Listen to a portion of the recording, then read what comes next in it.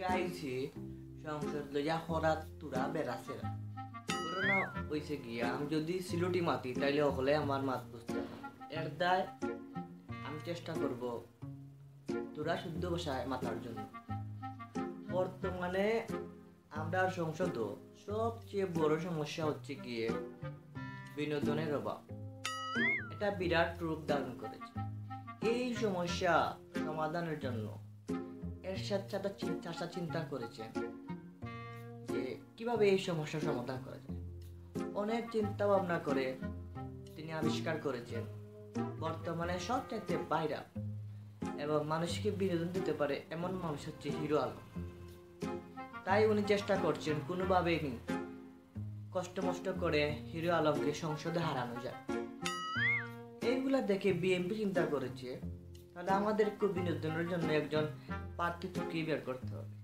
তাই ওরা অনেক তুকাতুকি করে বাংলাদেশের সবচাইতে সুন্দরী এবং নম্বর 1 নায়িকা বের করেছে ময়ূরী। কারণ ওরা জানে যখন সংসদ ভবনে আমাদের হিরো আলম ভাই পারফর্ম করবে তখন সবাই বিনোদন পাবে। আর হিরো আলমকে কিভাবে কইন মারা যায় এই জন্য ওনারা ঠিক ওই সময়ে নায়িকা ময়ূরীকে দিয়ে পারফর্ম করাবে। এইগুলা দেখে মাননীয় শেখ হাসিনা আব্বা চিন্তা করেছেন আমাকে আরো বড় গেম খেলতে হবে। কারণ বাংলাদেশের বর্তমানে সবচাইতে আবেগ এবং বিনোদন হোক বলেন আর আবেগ বলুন আর ইমোশন বলুন সবচেয়ে গুরুত্বপূর্ণ জায়গা হচ্ছে ক্রিকেট। তাই তিনি মাশরাফি ভাইকে নমিনেশন করার জন্য বলেছেন এবং মাশরাফি ভাইও চিন্তা ভাবনা করেছেন যে ইলেকশন করবে। এখন যদি আপনারা সবাই চিন্তা করে দেখেন, এখন মাশরাফি ভাই, হিরো আলম আর নায়িকা ময়ূরী।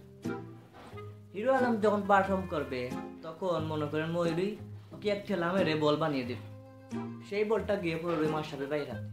মাশরাফি ভাই হিরো আলমকে বোলিং করে ফেলবে, সেই বিনোদন।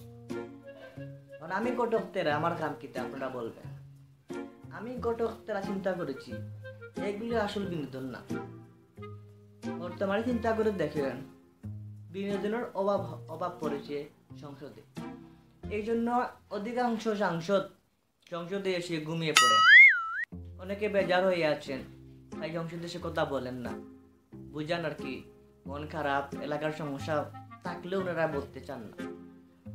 আমি এই সমস্যার সমাধান তুকি বের করেছি। সংসদে কোনো ঘটক নাই, আপনারা দেখুন অভিনেতা আসুন, অভিনেত্রী আসুন, তারপরে কতটা আসুন, শিল্পীও আসুন, কিন্তু এখন ঘটক।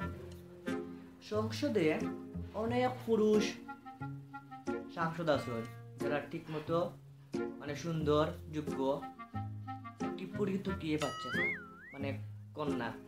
এই জন্য ওনারা বিয়ে করতে পারছেন না বা বিনোদন পাচ্ছেন না। তারপর অনেক মহিলা সাংসদ মন্ত্রীও আছেন ঠিক মতো যোগ্য একটা সুন্দর পথকিয়ে পাচ্ছেন না, বর পুরুষ। এই জন্য ওনারা অবিবাহিত হয়ে আছে। তো এত সমস্যা নিয়ে এত বড় একটা সমস্যা হচ্ছে গিয়ে এটা ঘটক। তাই আপনারা সকলের দোয়া ভালোবাসায় আমি ঘটক তেরা এক আসন থেকে স্বতন্ত্রভাবে উবাবো, দাঁড়াবো। আর আপনারা সকলে মিলে আমাকে ভোট দিয়ে যুক্ত করবেন। কারণ আমরা ঘটক আজ পর্যন্ত কারো খারাপ করিনি।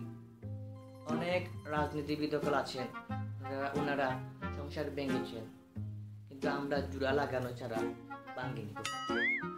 তাই আমি ঘটক তেরা নিজেতে উবাবো সিলেট এক আসন থেকে।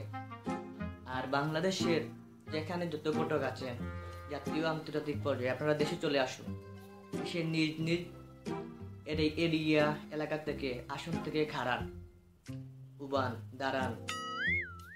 কারণ হচ্ছে গিয়ে বাংলাদেশের জনগণ এই জানে এই ঘটকরা কখনো বাঙালি জাতির লগে বেমানি করবে না। তাই আমার সকলের কাছে একটাই আমার রিকোয়েস্ট, আপনারা যে যেখানে আছেন ঘটক ভাইয়েরা, এই ঘটক তেরা আপনাদেরকে আহ্বান জানাচ্ছি, আপনাদেরও যোগ্যতা আছে হিরো আলমের মতো, নায়িকা ময়ূর মতো বা তার চেয়েও বেশি যোগ্যতা আছে। আপনারা স্বতন্ত্র হয়ে উবান নিজ নিজ আসনে। আমি আশা করি বা আমি বিশ্বাস করি আপনারা বিপুল ভোটে জয়লাভ করে সংসদে গিয়ে বড় বড় কাজ করবেন। আর আমার কথা যদি আপনাদের খারাপ লাগে থাকে, তাহলে আপনারা মনে করেন যে আমার এই ভিডিওর নিচে পরামর্শ দিবেন। আমি একজন দেশপ্রেমিক হিসেবে ঘটক তেরা কোনো বেড়া ছাড়া আজকে আপনাদের সামনে প্রতিশ্রুতিবদ্ধ হলাম, যদি আমি সিলেট 1 আসন থেকে ছাতা মার্কা নিয়ে পাস করতে পারি, তাহলে বাংলাদেশে আর কোনো সিঙ্গেল ছেলে থাকবে না, সিঙ্গেল মেয়ে থাকবে না, অবিবাহিত আর কি, সবাইকে আমি নিজ উদ্যোগে বিবাহ বন্ধনে আবদ্ধ করিব। এই প্রতিশ্রুতি, এই আশা ব্যক্ত রেখে আজকে এখান থেকে বিদায় নিলাম।